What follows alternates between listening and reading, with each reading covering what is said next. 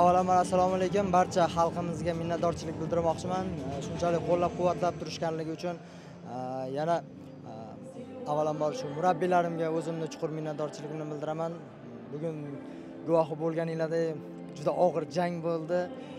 Bu men oxirgi marta xalqaro musobaqaga shu 2023-yilda qatnashgan edim. Undan so'ng ozgina xabarlar bor, dam oldim. Ancha nima deydi? O'zimga kelib, mana Xudoga shukr, shu 2023-yildan keyingi xalqaro birinchi musobaqam Islom birdamligi hisoblanadi. Endi Xudo xolasa bugungi musobaqamiz a'lo darajada bo'ldi, chunki 3 ta medal ham bor jamg'armamda.